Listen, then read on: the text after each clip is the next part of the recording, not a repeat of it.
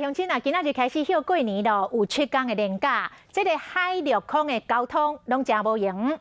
先来看有真侪这个离乡背井澎湖的乡亲，日头早就为台湾本岛坐船坐无人机，要赶返去澎湖团圆过年。 拖甲网赶大包小包，澎湖机场有真侪为台湾各地飞来民众。过了过年，大家拢想要返去，航空公司嘛换大台飞龙机，希望民众拢会当顺利返去过年。那澎湖的南海码头嘛来真侪人，除了坐飞龙机、船，嘛是澎湖的重要交通。真侪民众会在为本岛坐飞龙机来台湾，尾仔才搁坐船返去澎湖，路途遥远，民众拢袂怕忝。 搭了40分钟吗？对，然后现在又要坐船再回，因为我们在离岛。望安。对，每天都要入海空。因为很想要回家，所以我觉得路程是不太远的。虽然我们5、6点就起来了。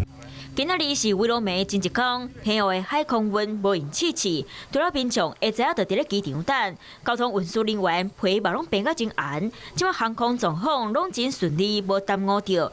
辛苦规年，含厝内人做伙食团圆饭，这是每一位出外人离开故乡上期待的日子。